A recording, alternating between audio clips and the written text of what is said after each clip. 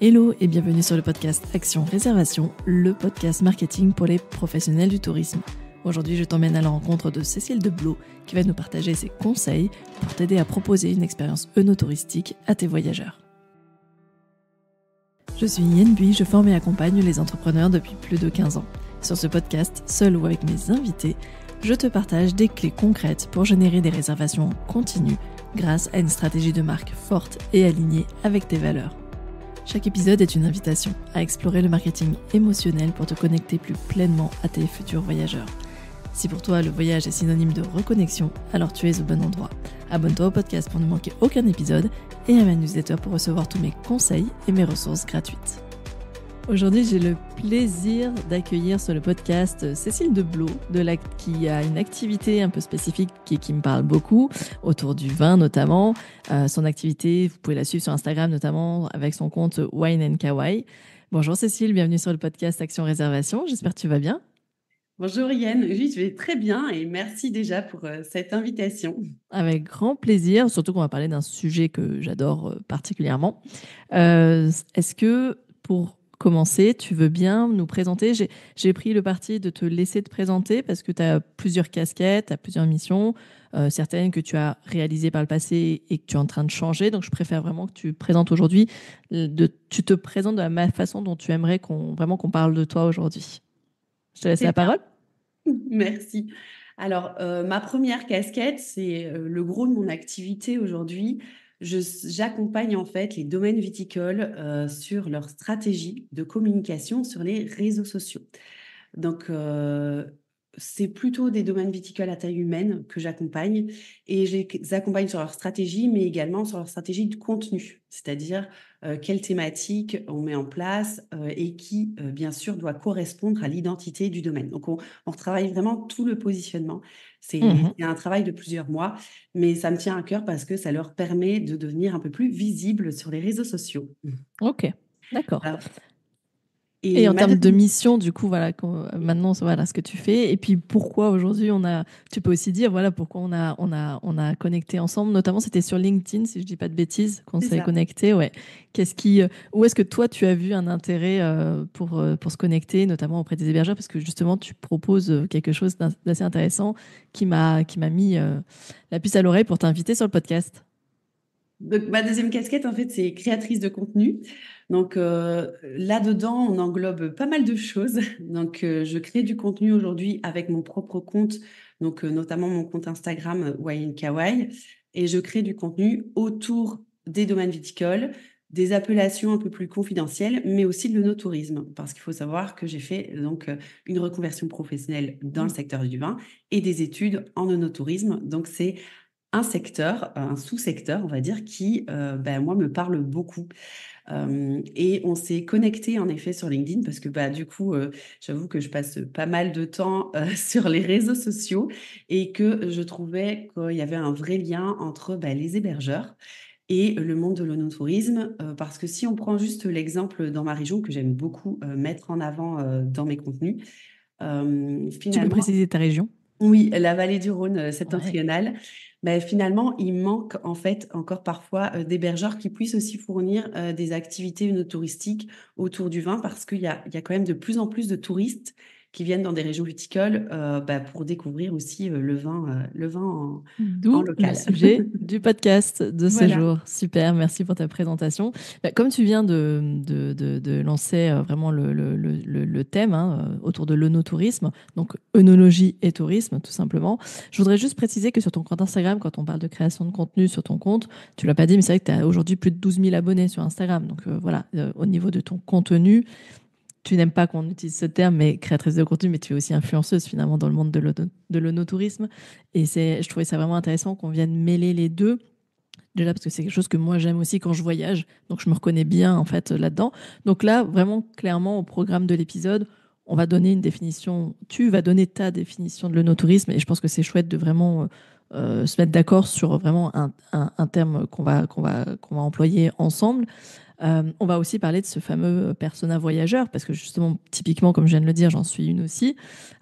Et pour nos hébergeurs, pour les personnes qui nous écoutent, que ce soit les territoires, que ce soit même des domaines, parce que je sais qu'il y a quelques domaines maintenant qui m'écoutent aussi, qui pourraient se dire, bah, en fait, c'est chouette d'en savoir plus sur ce type de voyageurs qui pourraient être intéressés par ce type d'activité touristique. Et donc, comment on fait?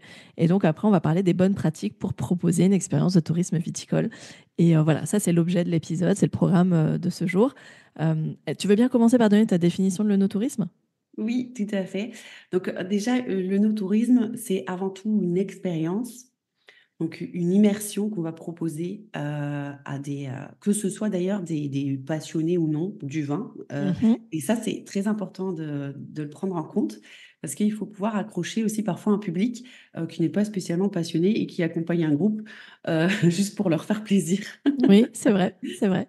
Donc, si on reprend cette définition, c'est vraiment faire vivre une expérience qui permet de mieux comprendre l'histoire d'un lieu, aussi l'histoire des personnes qui peuvent produire le vin. Mhm. Et par expérience immersive, moi j'entends aussi ben, ressentir des émotions. Ouais, ça me parle. Euh, Ça me parle. La dimension émotionnelle, ça, c'est quelque chose que j'aime bien dans ta définition de l'œnotourisme. Ouais. Donc, pourquoi? Parce que ben, pour moi, je suis convaincue que quand on ressent des émotions, après, elles vont rester gravées dans nos souvenirs. Ça va créer de très bons souvenirs. Et le petit plaisir quand même, c'est après qu'on ait vécu une expérience touristique.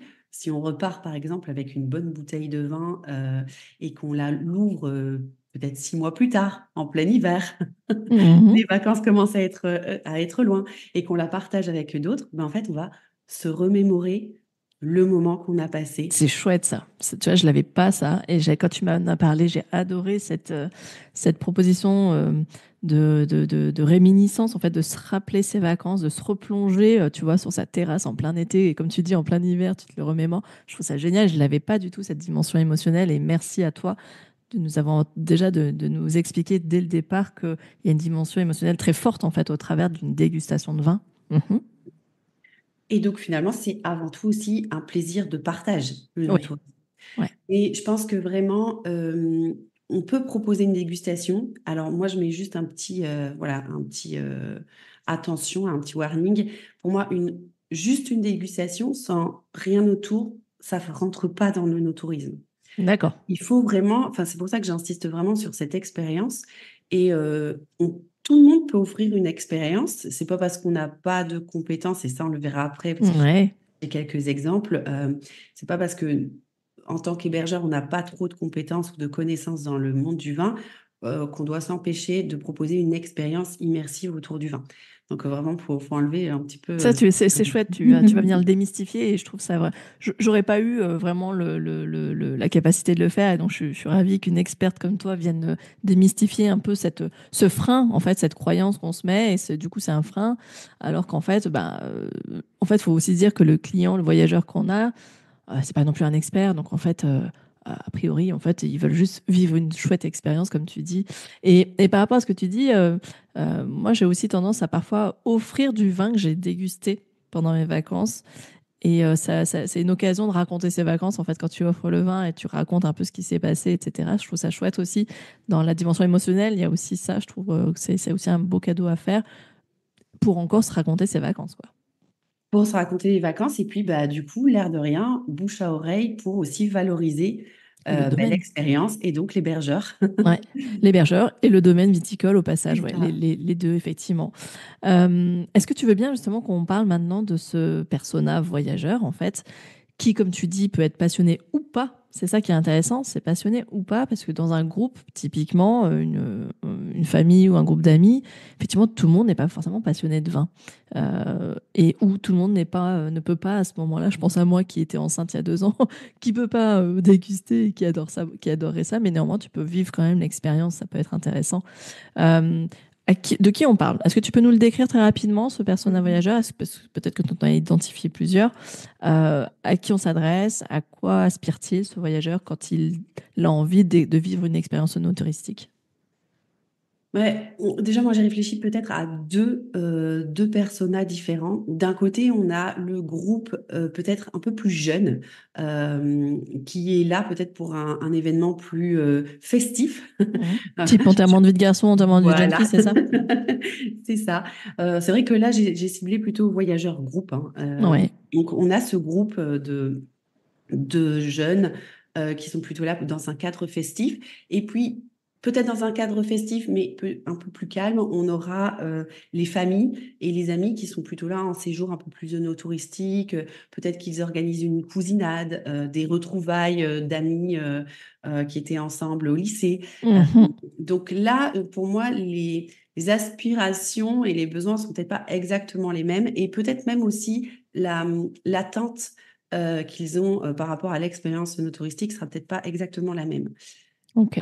Si je détaille un tout petit peu le premier groupe, bah là, clairement, on a plutôt des jeunes de 25 à 35 ans.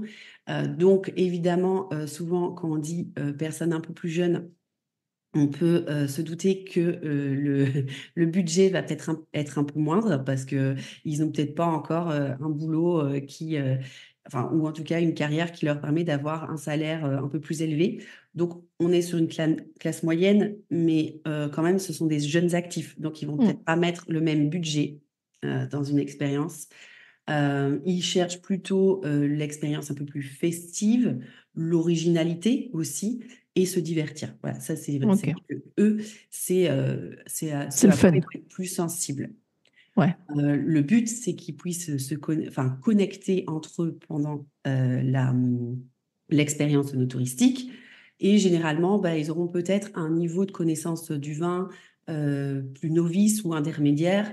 Et peut-être aussi que leur approche dans l'expérience œnotouristique, ce ne sera pas forcément d'aller connaître en détail la fabrication, le mode de Oui. production du vin, les spécificités, etc.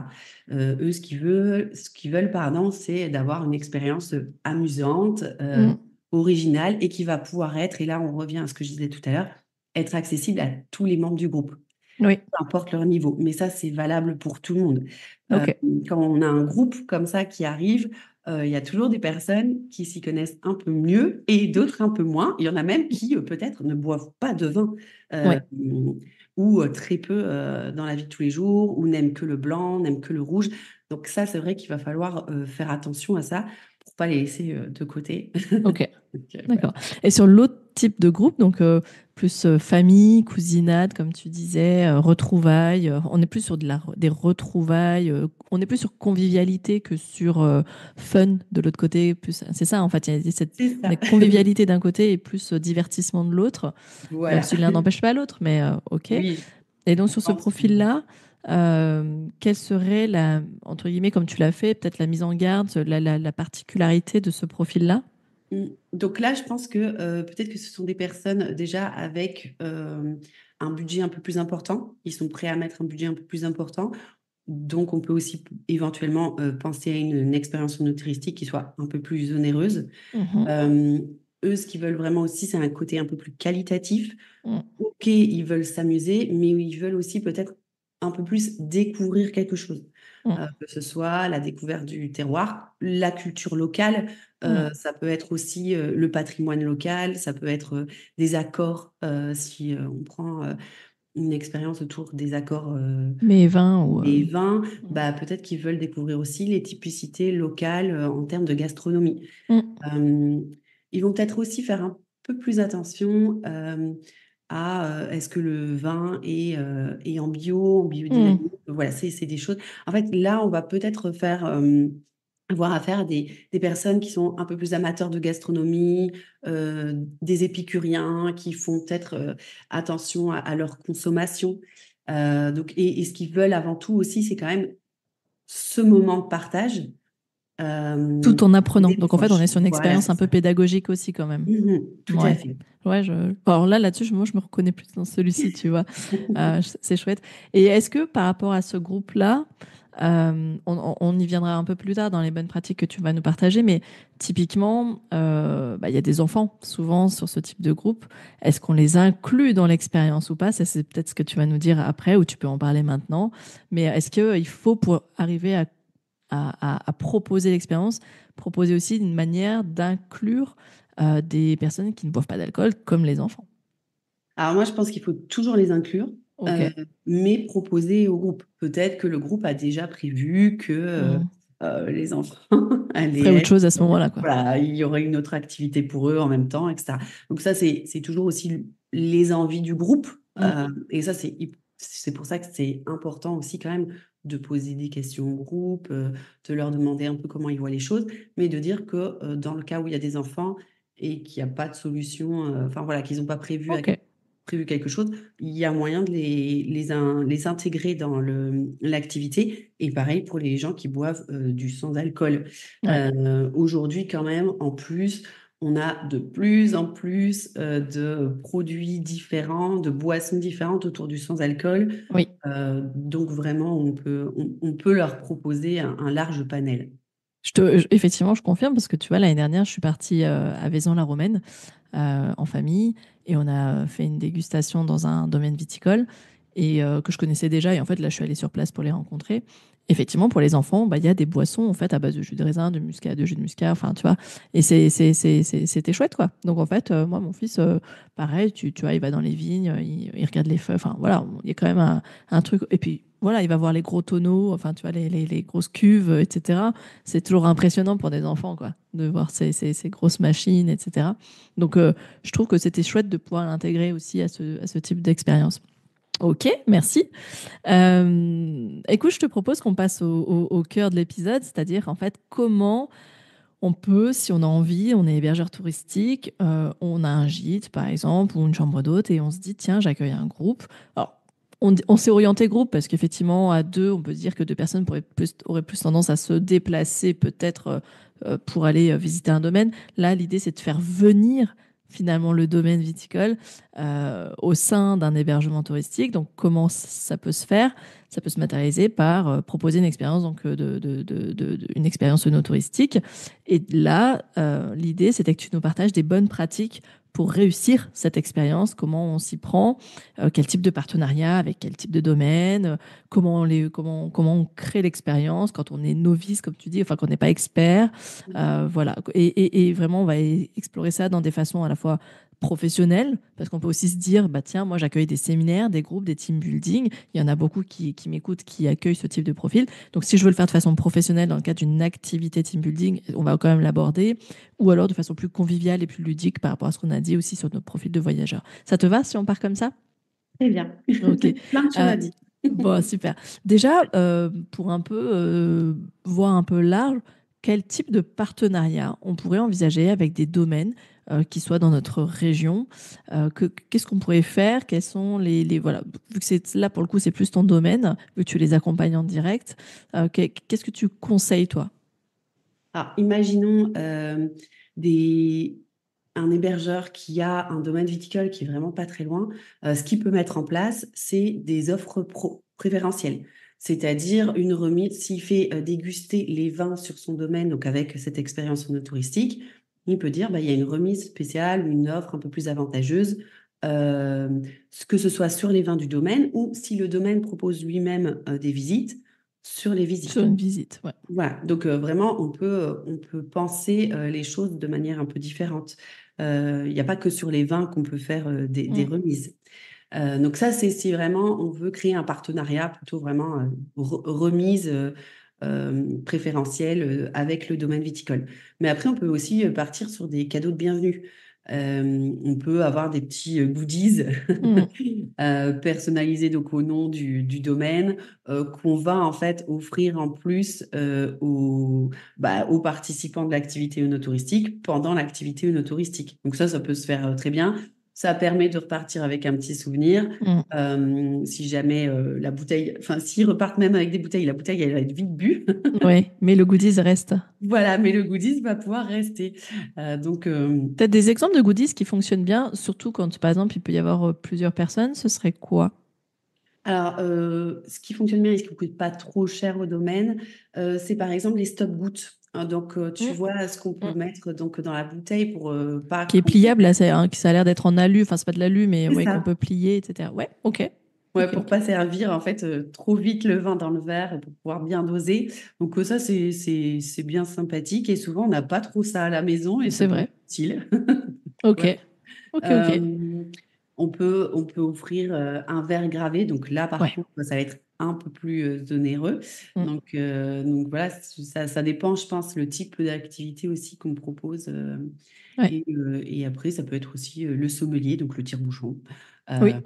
là aussi, bah, souvent, quand même, le domaine les vend. Donc il Mm. faut voir un petit peu voilà, ce qui convient le mieux C'est pour. là où justement la remise préférentielle sur la boutique et donc les goodies, notamment les verres, parce que moi je sais que j'ai été dans des domaines où, bah, en Alsace par exemple, moi j'adore les vins d'Alsace, mais certains sont plus beaux que d'autres. Et Mhm. j'avais déjà été dans un domaine où j'avais retrouvé des verres que j'avais déjà vus dans un resto et que je voulais absolument avoir. Et du coup, j'étais contente quand je les ai vus. Je suis repartie plus avec des verres, tu vois. Et des bouteilles, mais aussi des verres. Donc, ok. Ok, ok, super. Des collaborations aussi qu'on peut envisager avec des domaines. Qu'est-ce Ouais. que... Alors moi j'ai pensé à quelque chose, mais bon, c'est un peu plus compliqué à mettre en place. Là, je pense que c'est un vrai partenariat sur le long terme qui doit être créé. Mais pourquoi pas créer des cuvées personnalisées. Hmm. Ouais, ok. Donc Au nom demander, de l'hébergeur, par exemple. C'est ça que voilà, tu veux c'est dire. ça, Avec sa propre donc avec le étiquette nom ou quelque du chose que je... vigneron, mais l'étiquette qui change. Aujourd'hui, il y a des gens qui font ça, par exemple, pour leur mariage. Oui, oui.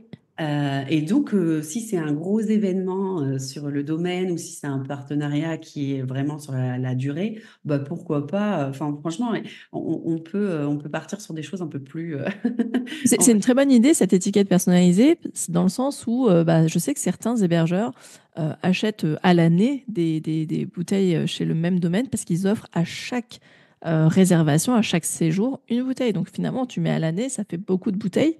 Et donc, ça peut valoir le coup, effectivement, d'aller demander une étiquette personnalisée. Je trouve que c'est chouette, en fait. Effectivement, ça laisse, ça va un peu plus loin dans la personnalisation. C'est pas mal. et on peut même envisager que ces cuvées peuvent aussi être achetées. Donc, il y en a une qui est offerte et les autres sont achetées. Et c'est vrai que bah, là, ça veut dire que le voyageur, il repart avec la bouteille estampillée du nom du domaine Ouais. et de l'hébergeur. Ça, c'est une chouette idée. Ça, c'est une Il y a un très, truc, très chouette ouais. idée. Ok, ok. Alors, du coup, maintenant qu'on a parlé de ce type de partenariat avec des domaines, faire venir le ou les domaines chez soi, comment on s'y prend? Est-ce que, et là, quand on dit ça, c'est évidemment pas faire venir quelqu'un du domaine, c'est faire venir le vin et autres vins et autres produits viticoles. Euh, Comment on crée la vraie question, là, en fait, dans l'épisode, c'est comment on crée une expérience de dégustation réussie quand on n'a pas trop de connaissances, quand on n'est pas forcément expert et qu'on veut quand même proposer une expérience riche et avec une dimension émotionnelle, comme tu l'as expliqué tout à l'heure en introduction de l'épisode. Comment on s'y prend? Alors, il y a quand même pour moi deux choses. Soit on décide de faire venir un professionnel, quel qu'il soit, ça peut être quelqu'un du domaine, mais il y a aussi, je vais le dire, d'autres hypothèses. Euh, Soit on fait tout seul. Donc vraiment, je pense que là, c'est à l'hébergeur de se poser et de se poser justement la question et de dire, OK, vers quoi on part? Bien sûr qu'une expérience où on fait venir des gens, ce sera un peu plus compliqué à mettre en place, mais on peut proposer, je pense, une expérience un peu plus d'envergure. Oh. Et on Là, peut même typiquement, créer un événement autour de ça. voilà. Typiquement pour des séminaires, des groupes, voilà, des groupes plutôt professionnels, ça peut être une expérience à proposer dans le cadre professionnel, par exemple, où on fait venir un vigneron, mais pas que. On peut faire Mais pas venir que. une Cécile, en fait. Alors, soit oui, on décide, parce que c'est vrai que moi je ne l'ai plus, mais j'ai eu la casquette d'animatrice d'activités touristique. Je pouvais aller animer comme ça dans des hébergements des dégustations autour d'un jeu, Génial. présenté de façon plus pédagogique. Hein. Là, franchement, on se pliait un petit peu à la demande du client en fonction de ce que je pouvais proposer. Mais voilà, parce qu'il y a des groupes qui vont demander quelque chose d'un peu plus pédagogique, où ils veulent rentrer un peu plus dans le détail, et il y en a d'autres qui veulent rester un peu plus en surface. Donc, c'est vraiment, les thèmes peuvent être abordés en fonction aussi de la demande du Ouais, et du niveau de voyageur. connaissance, en fait. C'est ça. Mm. Donc, soit tu es un vigneron, soit tu es un acteur, on va dire un expert, entre guillemets, mais un animateur Mm. d'activités œnotouristique. Mais après, on peut aussi penser à d'autres choses. Aujourd'hui, il y a quand même plein d'idées, plein d'acteurs qui créent des activités super ludiques autour du vin. Pour en citer quelques-unes dans ma région, parce que du coup, ça fait écho. Aujourd'hui, on peut faire du yoga avec une dégustation de vin. Et on Oh, génial. peut dire, du Alors, coup, ça, je signe. Ça, c'est pour moi, ça. Génial.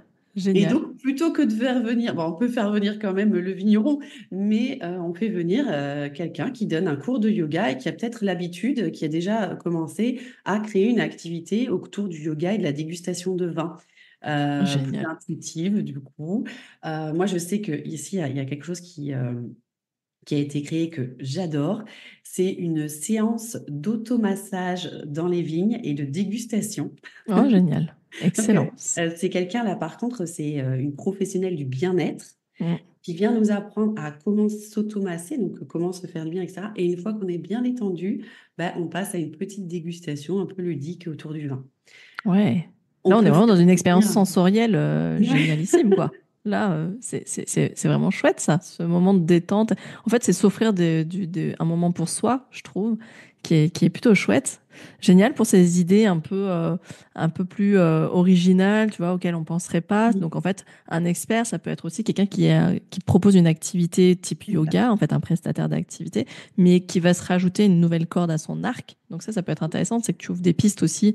Peut-être s'il y a des prestataires d'activité, je crois qu'il y en a quelques-uns qui m'écoutent, qui pourraient se dire, tiens, pourquoi pas? Effectivement, ouais, pourquoi pas? Ok, super. Euh, Donc ça, et- c'était la partie peut-être plus professionnelle, ouais. oui.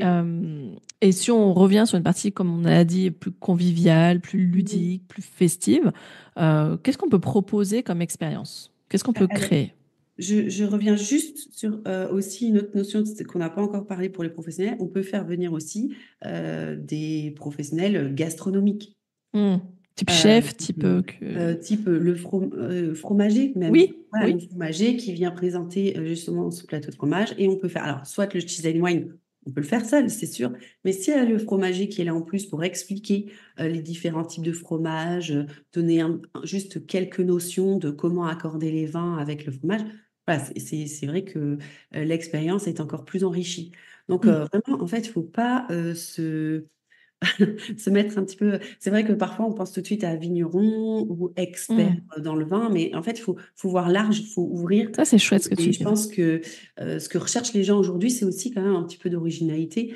Euh, ouais, comme tu disais, cette parenthèse en fait, parce qu'ils sont aussi en vacances, donc. Ouais, ouais. Ça prolonge un petit peu la parenthèse. Donc voilà. Donc, ça, c'est ce que je voulais rajouter juste pour les professionnels.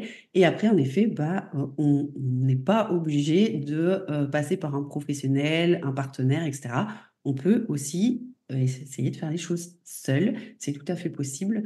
Euh, le plus important à ce moment-là, c'est vraiment de pouvoir miser sur le convivial, l'aspect convivialité, le côté humain, les Mhm. interactions. Donc, c'est ça qu'il faudra quand même se mettre à l'aise pour pouvoir voilà, être en interaction. Alors, on n'est pas obligé de commencer à donner plein de connaissances sur le vin. Hmm. On peut créer un moment de détente et de convivialité et où on partage même nos ressentis en fait de dégustation. Mais pour ça, on peut créer pas mal d'expériences et de peut-être même de jeux en fait. Mhm. T'as des exemples typiques qui marchent bien, qui permettent de justement de se mettre un peu en détente, de se mettre un peu, tu vois, à l'aise. L'idée, j'entends que c'est se mettre à l'aise en fait tout de suite et de rassurer peut-être les personnes qui se sentent trop novices, tu vois, de les intégrer finalement dans l'expérience. Tu aurais des exemples de jeux? Oui. Alors, celui que j'aime bien, c'est le Tour de France du vin. Donc, Génial. C'est quoi? C'est un là, en quiz? En fait, fait, c'est un quiz, c'est quoi? oui, c'est une sorte de quiz en fait. Le plus important, c'est de mettre les bouteilles, enfin de cacher les bouteilles. Donc, on va mettre une. Alors, si on n'a pas de chaussettes Mm. spécifiques vin, on peut mettre un torchon. Enfin, voilà, il y a Mm. plein de petites astuces pour. Voilà. Mais donc, on a des bouteilles qui sont cachées, donc qui vont être dégustées à l'aveugle. On a une carte de France. On a quelques punaises pour pouvoir Mm. aller mettre, aller mettre les punaises sur les régions viticoles. Et bah, par exemple, on peut créer deux équipes. Mm. Et chaque équipe va déguster les vins et puis va devoir deviner d'où proviennent les vins. Peut-être même qu'on peut donner un petit bonus si les gens donnent le nom du cépage. Donc, le Mm. cépage, c'est la variété de Mm. raisin, puisqu'il y a plein de variétés dans les raisins aujourd'hui, un petit peu comme les pommes, Mm. avec la Granny Smith, etc., la Pink Lady. Donc, voilà, on peut un petit peu essayer de De le lancer faire par le ça, jeu, un jeu, vraiment, ce voilà, Tour un de petit jeu France. ludique. Et puis finalement, bah, on va dévoiler les bouteilles. Et c'est au groupe qui aura deviné ou qui sera le plus rapproché des régions qui aura gagné. Voilà. Donc, et justement, là, on peut faire gagner, par exemple, bah, un petit goodies ou une bouteille en fonction. Mais voilà, en fait, c'est créer vraiment un moment de jeu. Et là, pour le coup, bah, pas obligé d'avoir des connaissances personnelles sur le vin de manière générale. Mm. Juste savoir d'où vient, enfin, de s'intéresser un petit peu au vin qu'on va faire déguster. Alors, juste, et c'est vrai que ça, c'est peut-être des recommandations que je pourrais refaire après, mais bien penser à quand même offrir une diversité dans les vins dégustés. Mm. Pas Pas que d'être toujours sur les mêmes régions. Oui, pas que du rouge, pas que, enfin, Mm. au niveau même aussi des styles et des couleurs, parce que justement, dans le groupe, il y a des gens qui auront leurs préférences. Il y a même des gens Oui. qui ne boivent pas du rouge ou pas de blanc. Enfin, voilà. Donc, il faut quand même que tout le monde puisse Ouais, bah, merci du rappel, tirer quelque chose. effectivement. Ouais. Ouais. Surtout que j'imagine qu'a priori, ceux qui seraient en capacité d'organiser sont plutôt des personnes qui sont déjà plutôt passionnées et qui vont forcément aller vers des vins. Bah, tu me prends, si je prends mon propre exemple, je vais partir tout de suite sur des vins qui sont déjà plus tanniques, par exemple, tu vois, parce que ça, c'est mes goûts. Et puis j'ai des régions préférées, mais alors qu'en fait, effectivement, c'est sympa aussi de parfois sortir un peu de ses habitudes, hein, aussi quelque part, et de se un peu retester, se rechallenger aussi, rechallenger son palais, parce que notre palais évolue en plus. Tout à fait. Donc ça, c'est chouette. Et comment est-ce que si on veut créer un atelier, quels seraient les bons outils, tu vois, ce type d'atelier, de dégustation, etc. C'est quoi les bons outils? Si tu... Alors, Avec quoi démarrer, en fait? si tu veux, là, c'est vrai qu'il y a une petite checklist à avoir et pouvoir voilà, revoir un petit peu si on a bien tout ce qu'il faut. Bon, déjà, bon, ça va être très basique, hein. Il y a des choses, on va dire, ben oui, c'est essentiel. Mais bon, Mm. c'est des verres et des verres en nombre. Par exemple, parce que là, on est parti sur un tour du monde viticole. Mais imaginons, on fait une battle de deux régions. C'est-à-dire qu'on Mm. fait déguster à chaque fois deux vins du même cépage, mais de deux régions différentes. Ben là, il va falloir deux verres pour chacun.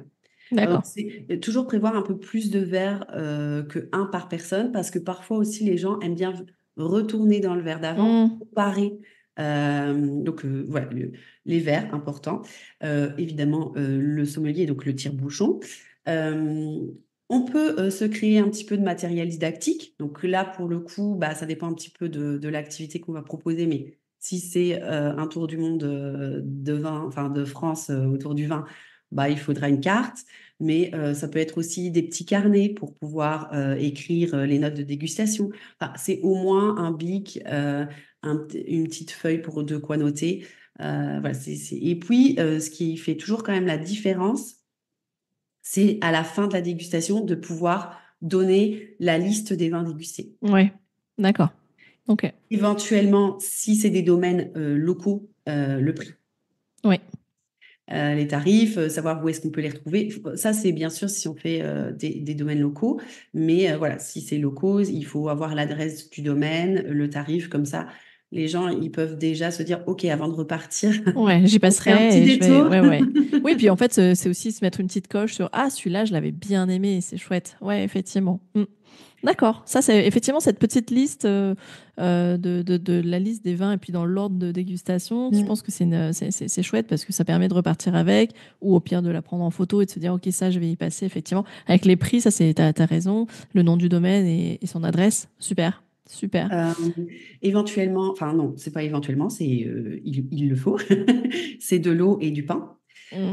Alors, de l'eau parce que bah, on se déshydrate très vite en buvant de l'alcool et qu'on va déguster bien mieux le vin en étant hydraté. Donc, plus de toute façon, quand on consomme de l'alcool, c'est toujours mieux d'avoir de l'eau à D'alterner. côté. Du pain, c'est pareil, c'est pour un peu nettoyer le palais. Imaginons, on déguste à un moment donné un vin qui soit un peu plus sucré ou très tannique, comme tu le disais. Il faut pouvoir nettoyer un peu le palais. Des crachoirs. Mm. Parce que ça aussi, tout le monde n'a pas envie de finir son verre de vin, donc c'est bien de pouvoir consommer avec modération. Donc le crachoir, très bien. Éventuellement, donc les chaussettes, comme je disais, pour cacher les bouteilles. Et puis, si on a un partenariat avec un vigneron, on peut peut-être déjà avoir un bon de commande. Mm. Ouais. Voilà. Ça, c'est un petit peu à voir dans quelle optique on se place, mais on pourrait très bien se dire avec le vigneron, bah, justement, on a un partenariat un peu plus, voilà, un peu plus construit, et moi, je propose à chaque fois les bons de commande, et comme ça, le vigneron sait qu'il doit préparer des commandes Oui, il ou prépare. amener, éventuellement, s'il est vraiment pas loin, Ça, c'est ou chouette. amener les vins avant que les gens repartent. Ça, c'est chouette. Cette espèce de prise de commande avant départ, je trouve ça vraiment chouette comme idée. Tu vois, c'est pas grand-chose, mais c'est le petit service en plus, je trouve, qui peut faire la différence plutôt que, effectivement, bah, t'as peut-être prévu de faire quelque chose, tu vas peut-être partir un peu à la va-vite, t'as peut-être pas le temps d'aller faire le détour. Bah, en fait, quand t'amènes la commande, je trouve ça génial. Ça, je trouve ça génial. Euh, Tu m'as parlé, quand on a préparé l'épisode, d'une dégustation intuitive. Oui. Ça m'interpelle, ça Ça. m'intéresse beaucoup, ça m'intrigue, c'est tout ce que tu veux. Qu'est-ce que tu mets derrière ça? Donc, la dégustation intuitive, toujours mettre d'abord le dégustateur dans des conditions de calme, de décontraction. Il faut que le dégustateur boive le vin à l'aveugle. Alors, soit, mais c'est rarement le cas, on a des verres opaques, parce que quand je dis à l'aveugle, c'est pas que la bouteille, c'est aussi la couleur du vin. Ouais, Le ok. dégustateur ne doit pas voir. Donc, soit verre opaque, soit on se bande les yeux. Hmm. Euh, et à ce moment-là, ben, finalement, on enlève le sens de la vue, et donc il y a les autres sens qui vont être un peu plus réveillés. Et la dégustation intuitive, c'est vraiment de se reconnecter à ses émotions, à ses sensations quand on déguste un vin. Et la question, alors on pourrait poser pas mal de questions, mais la première question à poser quand les gens dégustent ce genre de choses, c'est vraiment de leur dire, OK, vous allez plonger dans le vin, c'est où est-ce qu'il vous porte? Où Hmm. est-ce que vous êtes transporté avec ce vin? Euh, C'est chouette ce que tu dis. ouais. Et souvent, parfois, quand les gens sont vraiment à l'aise, c'est un exercice qui n'est pas facile, hein, Hmm. en fait, on demande de couper avec même ses connaissances du vin. Il Oui, faut couper le cerveau dans le sens, faut arrêter que le cerveau se demande, OK, c'est quel cépage, ouais, parce que en quel type fait, de vin on on aurait est. Ouais. tendance, moi j'aurais tendance à essayer de trouver l'arôme, tu sais, l'arôme. Ah ouais, Ouais. ça c'est Bah chouette, là, le où est-ce qu'il te porte? on essaye de couper ça et juste de se reconnecter avec nos émotions. Et sur certains vins, on peut être bluffé parce que parfois, c'est des souvenirs qui Ouais, ouais, ah ouais. des personnes. Enfin voilà, le vin peut nous évoquer des personnes, des lieux, des souvenirs. Et après, bah, de partager ça. Alors, il faut que le groupe soit. Voilà, c'est vrai que souvent, si on connaît bien le groupe, on est plus à l'aise, Oui, le partage est plus facile. Mais c'est vraiment intéressant de se reconnecter à ça parce que le vin, c'est aussi ça. Et aujourd'hui, on l'a un peu trop, entre guillemets, intellectualisé. Et c'est dommage parce que avant tout, c'est quand même des émotions, des sensations. Donc voilà, et ça permet, je pense, bah, d'avoir de nouveau cette parenthèse qui fait du bien. ouais, ouais, ouais. Je trouve ça sympa. Ça me fait penser, tu vois, dégustation intuitive, ça peut être chouette si c'est une famille, par exemple. L'organisateur, par exemple, pourrait très bien dire, bah, je ramène en plus une bouteille issue du mariage. tu Ouais. vois, histoire de revivre peut-être. Ouais. Si, surtout s'il y avait un vin un peu spécifique, ça peut être intéressant. C'est génial cette dégustation. Et effectivement, la notion de se projeter quelque part plutôt que de dire, tiens, il y a tel arôme, tiens, j'essaie de savoir, j'essaie de comprendre. Je trouve ça vraiment chouette de vraiment se laisser porter, en fait, Mm. se laisser emmener quelque part. Ça, je l'avais pas, je l'avais jamais entendu et je vais essayer, tu vois, je vais essayer. Alors, si les enfin pardon, les hébergeurs sont intéressés par cette méthode, c'est Franck Thomas qui l'a un petit peu, comment dire, qui a créé tout Conceptualiser. voilà, c'est ça, qui a Mm. créé tout le concept autour. Et aujourd'hui, il a un site internet. Enfin voilà, quand on tape Franck Thomas dégustation intuitive, on trouve pas mal de choses. Ok. Et on peut retrouver aussi les étapes à suivre. Voilà, si on s'y intéresse un Ah bah petit peu. génial. Bah Et écoute, qu'on je veut mettrai proposer la ça. mention de son site dans les notes de l'épisode, super. Et moi, je pense à autre chose aussi. Il y a certains territoires, moi, sur mon territoire dans les Hautes-Alpes, j'ai une amie qui propose un escape apéro. En fait, Ah, ça, c'est un escape game, mais en fait, c'est pour libérer l'apéro. En fait, il est coincé. En fait, elle a des accessoires où les bouteilles de vin sont bloquées, donc il faut trouver oh, les génial. codes. Il faut trouver les codes, tu vois, pour débloquer le. Et donc, pour les bières, pour le vin, pour les chips, pour tout ce que tu veux. Et en fait, c'est l'escape apéro de produits locaux. Donc en Mm. fait, elle met dedans, donc il y a une grosse malle et J'adore. elle a créé des énigmes et tout. Et donc en fait, tu te fais livrer ça, elle te livre ça, et puis elle récupère la malle le lendemain, tu vois. Mm. Et en fait, voilà, il y a l'escape apéro. Je trouvais ça génial. Ça, il y a peut-être des prestataires aussi, bah voilà, dans certaines régions qui proposent ça. Et je trouve ça vraiment intéressant. Ou bah, si certaines personnes se sentent un peu cette âme un peu joueuse, c'est pourquoi pas trouver des accessoires qui permettent de Ouais. bloquer, puis trouver un peu des jeux, d'être concepteur de jeux, ça peut être intéressant. Là, Mm. la question que pourraient se poser tous les auditeurs, c'est faut-il que l'hébergeur en question soit là ou pas là pour animer, ou est-ce que l'idée, c'est simplement de proposer en service, en fait, en option, un atelier et où on met tout à disposition avec vraiment un espèce de guide, tu vois, une fiche de déroulé, et voilà, et c'est laissé à disposition et on est absent. Qu'est-ce que toi, là-dessus, tu préconises? Parce que forcément, quand on est dans un gîte, on n'est pas forcément présent, quoi. Les personnes, elles ont Ouais. envie d'être en autonomie, etc. Là-dessus, ce serait quoi? Toi, y aurais, tu laisserais libre en fait, à la discrétion de l'hébergeur et du groupe de dire est-ce qu'on veut animer, est-ce qu'on veut pas animer, est-ce que c'est quelque chose Ouais. qu'on veut proposer soi-même ou de laisser à disposition? Moi, je pense que c'est un peu à l'hébergeur de le voir. Je pense on a tous notre vision de notre entreprise, donc de notre Mm. et peut-être que ça dépend vraiment de la vision et de la philosophie de l'hébergeur. Si lui, il veut vraiment créer un vrai lien avec les hébergeurs et que pour lui c'est quelque chose d'hyper important, bah alors autant qu'il soit là, autant qu'il crée quelque chose où c'est lui qui Mm. anime, qui prend une vraie place dans le groupe et dans le jeu. Peut-être qu'il y a d'autres hébergeurs qui ont justement ce côté, vous êtes dans un cadre intimiste, vous allez vous retrouver ensemble, le cocon, etc. Et ben là, peut-être que justement, c'est peut-être mieux qu'il crée une animation où il sera pas là, où il Ouais. prendra pas trop de place. Voilà, Mm. je pense que vraiment, ça doit correspondre à ben, finalement À l'identité l'entrepreneur, en aussi. fait. Voilà, Ouais, c'est ouais. ça. Mm. Ouais, t'as raison.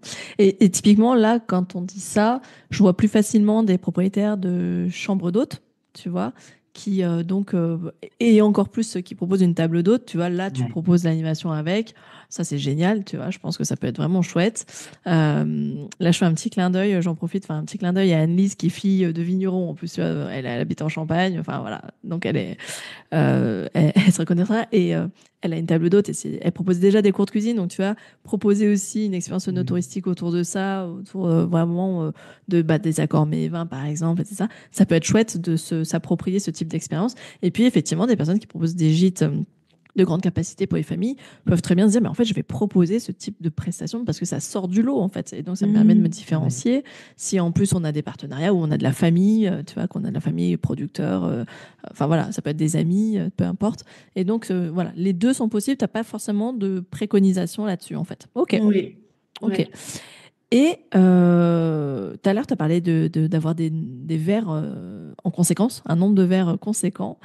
Est-ce que tu as des conseils sur quel domaine choisir, combien de bouteilles, enfin tu vois, là on va rentrer dans le pratico-pratique. Je veux organiser une expérience œnotouristique, une dégustation, vraiment sous la forme d'expérience, offrir un moment convivial et ludique. Comment je m'y prends, comment je choisis, voilà, comment je procède. Mm. Alors pour moi, dans l'idéal, c'est choisir 4 à 6 vins différents déjà, Ok, pas plus, pour pas saturer. ok, Je pense qu'à un moment donné, de toute façon, une fois que c'est trop long ou qu'il y a trop de vins à déguster, on perd l'attention des gens. ok. Donc vraiment, je pense qu'autour de 4 à 6 bouteilles, c'est très bien. Moi, je pense on peut sortir une bouteille un peu du lot dans le sens au niveau budget Mhm. mais après, ce qui est bien, c'est quand même de sélectionner des domaines qui vont rester accessibles. Moi, je pense aussi qu'il faut privilégier des domaines indépendants qui ont une belle histoire. Mhm. Alors, si en plus on connaît l'histoire du domaine et qu'on sait la partager facilement, c'est encore mieux. Donc, privilégier finalement des domaines qu'on connaît, pour lesquels nous aussi on a eu un coup de cœur. Parce que Mhm. ça va enfin, là, de nouveau, c'est si la personne est là en train de présenter, mais Ouais. ça va se sentir directement Mhm. Bien sûr, quand on est déjà convaincu du produit. bien sûr. Moi, je sélectionnerai aussi, alors de nouveau, ça dépend un peu de l'hébergeur, mais si il y a une fibre un peu plus engagement environnemental déjà de l'hébergeur, bah, c'est d'aller choisir des vins qui sont à minima en bio. Et comme je disais, c'est d'avoir une diversité Mhm. entre du blanc, du rouge, peut-être un rosé, un pétillant. Voilà, c'est pour varier surtout les plaisirs et puis que tout le monde puisse s'y retrouver. Ouais. Oui, d'accord. Ok. Donc 4-5 vins différents, budget accessible, un domaine. Donc en fait, ce que tu dis, c'est qu'en fait, on n'est pas obligé de choisir dans différents domaines. On peut aussi faire la dégustation sur un seul et même domaine. Si c'est un domaine, Proche, ouais, enfin, oui, voilà, qu'on bah, par connaît. exemple, Ouais. oui, oui, tout à fait. Après, Ok. ça dépend aussi de l'animation qu'on met en place. C'est sûr que si on fait une animation autour de la carte de Bah, France, ouais, ça, c'est ça sûr. sera compliqué. Mais oui, après, on pourrait même imaginer peut-être un domaine qui fait trois vins de styles différents, mais avec le même cépage. Hmm. Imaginons un rosé, un rouge, un pétillant. Bon, c'est un peu plus, on va plutôt partir sur un blanc, un pétillant, ce genre de choses. Hmm. Bah, on peut dire déjà, on vous présente sur le même domaine. Vous voyez, c'est le même cépage, mais on peut le travailler de manière différente. Ça, les gens aiment bien parce qu'ils peuvent comparer. Et puis même, il y a la façon de le travailler. Puis aussi, il y a parfois, sur un même domaine, on a déjà des terroirs un peu différents. Si le domaine fait particulièrement attention à travailler en, en mettant en avant les différents types de terroirs et qui puissent s'exprimer dans le vin, voilà, c'est aussi intéressant. Hmm. Et peut-être que ne pas l'annoncer tout de suite. De dire, voilà, vous dégustez 2 vins, est-ce que vous les trouvez différents ou est-ce que vous les mettriez sur la carte? Et après de dire, bah, en fait, c'est de la même région, c'est à 10 kilomètres d'ici, mais en fait, les 2 sont sur 2 types de sols différents, il y a l'exposition n'est pas la même, enfin voilà.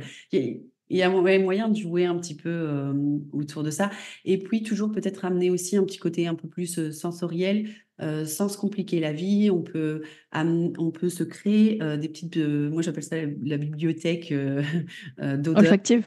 Voilà, Ouais. on a des petites fioles. Alors le mieux c'est qu'elles soient opaques de nouveau pour que les gens ne voient pas. Ou après même, ça dépend un peu ce qu'on veut en faire. Mais on peut avoir comme ça de la vanille, du poivre, enfin, des différentes choses en fait qu'on sait qu'on va retrouver dans le vin. Ouais, Et ça ça, j'avais adoré. ouais. Mm. Ouais, ça c'est effectivement une expérience olfactive que j'ai adorée sur plusieurs salons du vin que j'avais fait ou des salons, enfin je sais plus ce que c'était, une fois une fête de vin. Et effectivement, il y avait, je crois, une dizaine de grosses amphores. Je t'avais raconté des énormes amphores où tu mets ton nez dedans. Et donc pour reconnaître, quand on dit fleur blanche, voilà, au nez, ça veut dire quoi? Le minéral, c'est quoi? Le cuir et le lait, effectivement, le café, tout ce qui est quand on dit torréfié. En fait, pour mettre un mot sur, enfin, ouais, des odeurs aussi sur un mot. Quand on dit Ouais. torréfié, quand on dit caramel, quand on dit effectivement fleur blanche, minérale, etc. Et ça, c'est chouette, effectivement, avec des petites fioles, c'est chouette qu'on puisse Ouais. trouver ça. La difficulté dans le vin, c'est que tout est mélangé. C'est qu'il y a Oui, mais plusieurs odeurs ça mélangées. ressort quand Oui. même, ouais. Mais donc, Ouais, du coup, c'est vrai que quand, du coup, on peut cibler, c'est comme si on pouvait cibler une odeur qu'on ouais. peut retrouver dans le vin, c'est bien plus facile. Et là, on se dit, ah, mais oui. Oui, oui. Oui, effectivement. Et ça, c'est chouette. Et est-ce que tu as une ou deux autres idées de jeux qu'on pourrait faire autour du vin? Donc, tout à l'heure, tu nous as parlé du Tour de France du vin. Là, on vient de parler bah, justement des petites fioles pour tester un peu son odorat. Mhm. Euh, Est-ce que tu aurais une autre idée de jeu encore qu'on peut Ouais. faire autour du vin? Je pense que je l'ai mentionné vite fait, mais la battle de région. Ah oui, oui, ça, tu l'as dit, mais Donc avec c'est chouette. deux vins qu'on va comparer entre guillemets et de dire bah, on déguste de nouveau à l'aveugle, même couleur, même cépage, mais deux régions différentes et de dire lequel on préfère. Hmm. Enfin voilà, et peut-être d'essayer de deviner déjà le cépage et quelles sont les régions. On peut faire ça, ça peut être Loire-Alsace. Enfin, après, ça dépend si on veut cibler. On n'est pas obligé d'avoir le même cépage, mais on peut faire franchement des régions qui peuvent aussi proposer des profils quand même soit de proches, soit différents. Ça, c'est un petit peu le Hmm. niveau aussi finalement du groupe. Euh, donc voilà, là, ça peut être assez marrant. Puis c'est de demander aussi aux gens alors lequel vous avez préféré. Et là, justement, ça c'est le truc que quand même on est là aussi pour ça, c'est de partager. Voilà, nous, nos goûts, pourquoi on Ouais. a préféré celui-là, pourquoi on n'a pas aimé celui-là, voilà. Dire bah non, moi je préfère comme ça, voilà. Le partage en Puis fait. même se laisser Vraiment ça. surprendre, parce qu'on peut avoir des a priori sur des régions. Complètement. Tu vois, moi, par exemple, j'arrête pas de dire que j'aime plus du tout le Bordeaux, hormis un pomerol. Mais, j'ai l'impression que j'aime plus. Alors qu'en fait, c'est juste que bah, ça fait longtemps que je l'ai laissé de côté, mais tu me remettrais un très bon Bordeaux, j'aimerais, tu vois. Mais voilà, ça peut être aussi intéressant de se laisser surprendre aussi, tu vois, dans cette battle de région, je trouve, de se couper un peu de ses a priori. Donc ça, c'est super. Et puis évidemment, le classique blind test, hein, comme tu disais, dégustation à l'aveugle, évidemment. Ok. Et puis, On a parlé de dégustation wine and cheese. Quelle oui, autre voilà. dégustation on pourrait faire avec le vin? Euh, je sais que parfois certains s'y prêtent bien si avec du sucré. Je Oui, sais, type chocolat. ouais. Alors, En plus, et par exemple, pour Valrhona, par exemple, pour ne pas et les pour le citer. fromage, c'est les fromages à pâte persillée, donc type Roquefort, avec un vin un peu liquoreux, style Sauterne. Ah, mais c'est une tuerie. Et ça, j'aime bien le faire, cet accord. Enfin, je le faisais quand je faisais mes animations. Parce que souvent, les gens, alors soit ils n'aiment pas ce fromage, le type de fromage, soit ils n'aiment pas les vins liquoreux. Donc là, parfois même, ils n'aiment pas les deux. Et Hmm. mais essayez quand même, mettez de côté vos a priori, essayez, vous allez voir. Parce que moi, en fait, je ne suis pas une fan de vin liquoreux. C'est pas le style de vin vers lequel je Hmm. me porte comme ça. Et les fromages à pâte persillée, j'ai vraiment du mal. Je suis vite écœurée. Mais ensemble, une tuerie. Il se passe un truc. Ouais, Génial. il se passe un Génial. truc. Et donc, voilà, c'est te dire, bah, on essaye peut-être de mettre des accords alors, locaux, parce que Hmm. ça c'est typique, le vin local avec le fromage local, ce genre de choses, Hmm. et c'est bien. Ou de partir sur des accords complètement insolites, Ouais. originaux. Mais là, pour le coup, bah, faut peut-être s'y connaître un peu Faut s'y plus pour connaître un peu, ouais. savoir Hmm. est-ce que ça va matcher ou pas. Faut tester avant. Enfin, voilà. Euh, mais si on part sur un classique cheese and wine, donc c'est bien, là de nouveau, de prévoir 4 à 5 fromages et 4 à 5 vins différents. Et puis d'encourager aussi les participants, même si nous, on préconise un accord, c'est de se dire, bah après, justement, si on a plusieurs verres, on peut aller retester derrière. Est-ce que ça... Et on va voir, en fait, par exemple, ce qu'on dit souvent, c'est que le vin rouge avec le fromage, ça passe un peu moins bien. Et il y a vraiment certains types de vin rouge avec certains fromages, ça passe pas du tout, du tout. Ouais, ouais. Mais là, au moins, on le pratique. Moi, je sais qu'il y a effectivement, il y a un vin rouge que j'adore faire déguster aux personnes qui disent ne pas aimer le vin rouge. C'est le Mori. Ah oui. J'adore faire déguster le Mori, et notamment avec du chocolat avec du sucré. Ouais. Ça va super bien. Donc, petit conseil aussi, voilà, le Mori avec le chocolat. Pour toutes les personnes qui disent ne pas aimer le vin rouge, en fait, elles se mettent à aimer souvent par ce côté un peu sucré. En fait, on les emmène par le sucré. D'ailleurs, c'est pour ça qu'elles boivent d'abord du vin blanc, hein, je pense, en fait, au départ. Ouais. Et effectivement, le Mori, ça, j'aime bien. Du domaine, il y en a que j'aime bien, c'est le Mazemiel. Ah, Massamiel, ouais. Ouais, le Massamiel. Ouais. Et effectivement, voilà, ça, ce vin rouge avec le chocolat, là, c'est enfin, un petit moelleux au chocolat avec celui-là. Ça, c'est chouette. Et vraiment, j'ai converti pas mal de personnes qui étaient persuadées de ne pas aimer le vin rouge, quoi. Mm. Tu vois. Ouais, genre, Donc, J'en ai un en cave de mon année de naissance, mon Ouf! riz à sa miel, tu vois? Donc D'accord, OK. Et ben voilà, je vois qu'on a les mêmes, je vois qu'on a les mêmes goûts.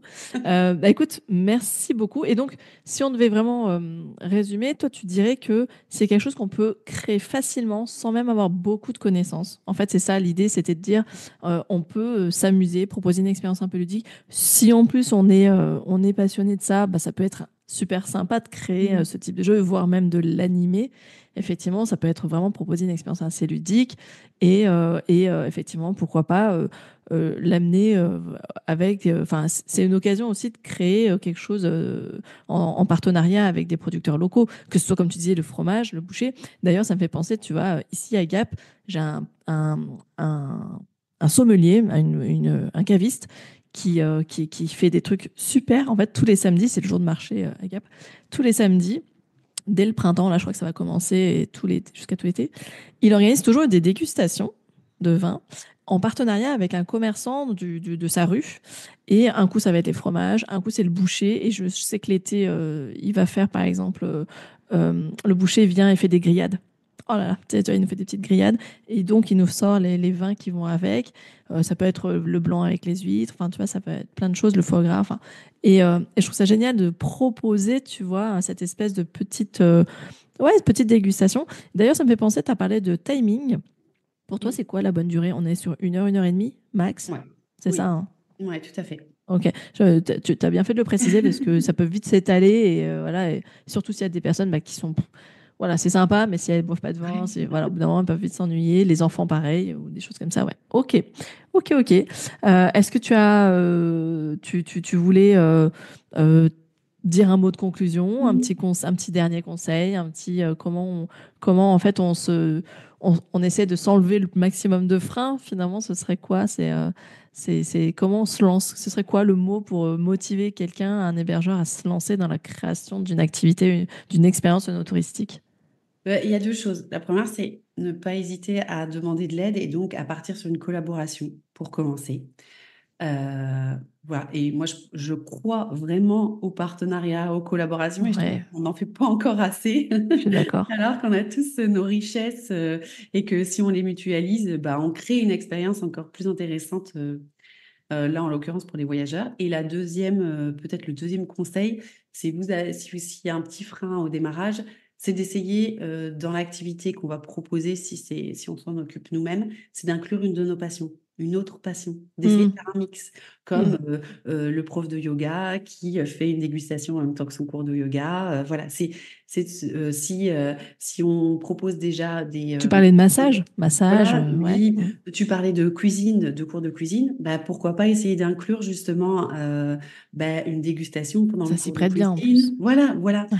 Donc, c'est vraiment de partir de ce qu'on connaît, partir avec enfin, voilà, là où on est à l'aise, qu'on aime, on va sentir de toute façon en plus qu'on est animé par notre passion, donc, c'est un très bon Et point. tu vois, tu dis ça, je pense à des personnes qui sont très. Moi, j'ai beaucoup de personnes qui sont très nature, sport et nature, outdoor. Et en fait, j'ai vécu en Alsace, je sais plus si je te l'avais dit, j'avais vécu 6 ans en Alsace. Et ils font un truc là-bas que j'adore et qu'aujourd'hui, je suis dégoûtée qu'il n'y en ait pas par ici. On a essayé de le faire, de le mettre en place aussi sur mon territoire quand j'étais à l'office de tourisme.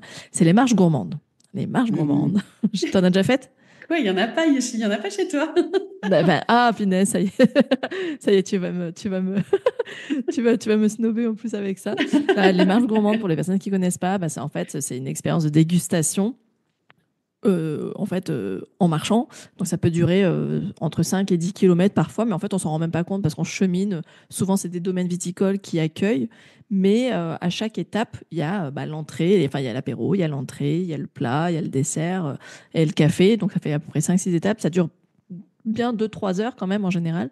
Et voilà, c'est souvent en partenariat avec un domaine viticole. Et en fait, je me disais, tu vois, même quelqu'un qui serait plus nature, orienté rando, bah, en fait, tu te fais ça sous une forme marche gourmande. Je trouve ça chouette aussi, tu vois. Complètement. En Un fait, pique-nique, ouais. ouais, ouais, ouais, un petit pique-nique, un petit plateau apéro qui va avec, tu vois, que tu prépares.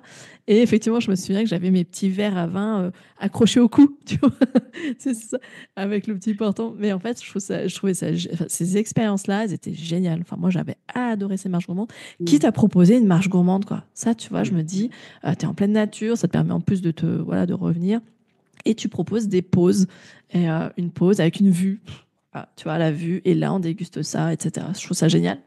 C'est vrai qu'on n'en a pas parlé, mais on peut créer, même alors sans que ce soit une vraie balade gourmande, parce qu'aujourd'hui, enfin, quand on entend balade gourmande, souvent c'est assez gros. Enfin, je veux dire, il Mm. va accueillir beaucoup de monde, mais on En peut fait, se avec créer sa une petite, propre balade un gourmande, petit tout à fait. parcours. Ouais, On a nos arrêts, on sait ce qu'on va dire à tel endroit. ouais. Il peut y avoir des vignes qui jalonnent le parcours. Et bah, justement, on peut déguster un ou deux vins pendant le parcours, faire un petit accord local en même temps. Et ça, c'est top. Et ça, c'est vrai que, en plus, c'est possible de le mettre en autonomie aussi. Oui, oui. Si on met, voilà, si on a une carte qui est bien expliquée, le parcours qui est bien Un petit kit, en expliqué, fait, on livre voilà, un petit kit voilà avec. Ouais, ouais, je le suis petit d'accord. panier de pique-nique ou le sac, hein, et les gens peuvent partir. Et ça aussi, c'est top. Et là, on inclut quand même aussi toutes les personnes que Oui, dans ce une soit marche, en vraiment les fait. personnes qui Peut-être n'aiment sur pas une petite marche, le une petite vin, voilà, balade. ils peuvent s'y retrouver aussi, tout à fait. Ouais. Ouais, ouais, ça c'est quelque chose, tiens, que j'avais pas pensé, et Donc, pourquoi pas, effectivement. Et là, on peut intégrer d'autres prestataires d'activités, comme en fait, je pense par exemple à des herboristes, des guides, etc., très portés sur effectivement bah, les ouais. plantes, et donc aussi leurs bienfaits. Euh, Tant d'un point de vue gustatif ou olfactif, hein, tu vois, pour se reconnecter encore une fois à ses sens, en fait. Je trouve ça pas mal, en fait, de mêler un peu tout ça. Il y a quelque chose à faire, je pense, à creuser dans le proposer une expérience. Et merci parce que bah, on retrouve la dimension émotionnelle, on retrouve la dimension sensorielle. Et là, on retrouve vraiment ce que tu disais dès le départ, c'est que c'est une expérience. En fait, c'est une expérience où on se reconnecte à son corps, à ses sensations, à ses souvenirs, à son mental aussi, finalement. Et j'avais pas vraiment, j'avais pas mesuré toute cette dimension-là, donc merci de nous l'avoir rappelé. Et j'espère que ça va donner. Je suis quasiment sûre qu'il y a deux, trois personnes qui vont nous écouter, qui vont se dire, OK, ça y est, je suis partie, c'est chaud. C'est chaud. Si en plus elles sont dans une région où ça s'y prête bien, ça peut être chouette. Et toi qui es au contact, et ce sera ma dernière question, toi qui es au contact de domaines en priorité, tu dirais que les domaines sont plutôt ouverts à ce type de partenariat, de création de type d'ateliers en partenariat. S'il y a de la récurrence, c'est quelque chose sur lequel tu verrais qu'ils sont plutôt ouverts à ça. Tu as l'impression qu'ils sont plutôt ouverts à ça? De plus en plus. Ok, Ouais. Mhm. ok, ok. Vraiment. Parce ils sont de plus en plus ouverts parce qu'il y a une plus grande concurrence aujourd'hui. Parce que tu dirais que c'est ça, ils n'ont pas trop de choix. Entre autres, mais il y en a certains, c'est pas ça. C'est aujourd'hui quand même aussi, ça dépend bien sûr, mais il y en a qui ont besoin aussi de reconnecter avec le consommateur un peu Ouais, plus. Ça dépend parce qu'en fait, il y a des domaines viticoles qui ont peut-être pas de caveau ou ont pas la capacité d'accueillir, d'avoir un caveau qui est ouvert 7 jours sur oui, 7. Voilà. oui. Euh, et donc, bah, ce lien, hormis avec les salons, Ça fait ce un lien avec showroom les ailleurs, en consommateurs, ils fait. le perdent un peu. Et Ouais. je pense qu'il y en a qui aiment ça. Enfin, voilà, c'est vraiment, puis c'est important pour eux aussi. Donc, oui, d'aller justement dans un hébergeur qui leur proposera cet espace d'accueil que eux n'ont Oui, pas, c'est parfait. Puis, on sait aujourd'hui que bah, c'est bien de pouvoir valoriser l'achat en direct. oui. Et voilà, c'est clairement un moyen d'amener des gens. Et à nouveau, on n'est pas obligé d'avoir le caveau parce que si on a le partenariat avec l'hébergeur, on peut vendre le vin Et oui. chez l'hébergeur. Donc, ça résout pas mal de problèmes et ça Mm. leur permet d'être en contact direct avec les consommateurs. Et franchement, aujourd'hui, bah, il y a de plus en plus de jeunes aussi qui reprennent les domaines et qui cherchent, alors je dis À pas créer qu'ils du ne le contact. cherchaient pas, hein, mais qui cherchent le contact, oui, oui. Ouais. Donc, Ouais, voilà, je suis ça assez bouge d'accord. beaucoup, c'est bien plus dynamique, ça fait plaisir à voir et je pense qu'il y en a beaucoup qui, voilà, qui cherchent, voilà, qui sont en pleine réflexion de qu'est-ce qu'on pourrait faire pour voilà, mettre en place des choses, mais peut-être qu'on n'a pas encore la capacité d'accueil. Donc voilà, ça peut être des réponses possibles aussi du C'est côté chouette. du domaine viticole. C'est en fait devenir un lieu de vie, un lieu d'accueil aussi en partenariat, pour ce partenaire-là. C'est chouette ce que tu es en train de dire. Ça ouvre pas mal de portes, je trouve, de possibilités. Ouais. Super. Bah, moi, en plus, voilà, je suis très réseau et partenariat comme toi. Donc, forcément, dès que je vois un truc, je me dis, ah ouais, on pourrait faire ça. Donc, super. Merci parce que je trouve que, en plus, avec l'arrivée des beaux jours, là, alors pour la petite histoire, Oui. l'épisode, il sort la veille de mon anniversaire. Donc, je fais comme si je me faisais un petit cadeau. Et du coup, peut-être même que pour la sortie, pour mon anniversaire, je me ferai peut-être une petite dégustation intuitive. Tiens, avec des amis, je vais leur proposer de faire ça. Merci pour tout, Cécile. Je mettrai tous les liens pour te suivre, si on veut te suivre principalement sur Instagram. Et je mettrai aussi LinkedIn, le lien de ton site internet. Et puis, merci pour tous ces conseils. Merci pour ton sourire, pour ton partage. Et vraiment, tu m'as apporté pas mal de choses sur des choses que j'avais oubliées ou que je ne pensais pas. Et c'est chouette, en fait, de se dire, il y a encore beaucoup de choses à découvrir, en fait. Ça, je trouve ça génial. Il y a encore beaucoup de belles perspectives, je trouve. Donc, merci à toi. Et puis, j'espère à très vite. Oui, à très vite. Merci beaucoup. Merci. Encore un grand merci à toi, Cécile, de nous avoir partagé sur ce podcast tous tes conseils, toutes tes astuces, toutes tes bonnes pratiques de jeu autour du vin pour pouvoir proposer un atelier œnotouristique et faire vivre une expérience vraiment conviviale et ludique à nos voyageurs.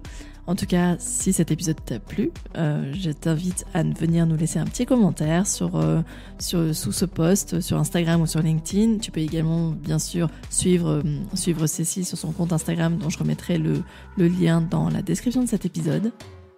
Je t'invite bien évidemment à partager cet épisode autour de toi, que ce soit autour de partenaires, que si tu as toi-même des partenaires viticoles, si tu as, pourquoi pas aussi partager cet épisode à ton office de tourisme, en tout cas à tous les prestataires, tous les acteurs du tourisme de ton territoire avec qui tu aurais envie d'envisager de créer un atelier, une eau touristique ou autre en fait, un partenariat dans tous les cas. Vraiment cet épisode, je t'invite à le partager. Et encore merci à toi de faire vivre ce podcast. Encore merci à toi de l'écouter et de me suivre depuis tout ce temps. Et en attendant, je te dis à très vite pour un nouvel épisode. Et d'ici là, porte-toi bien. Ciao, ciao!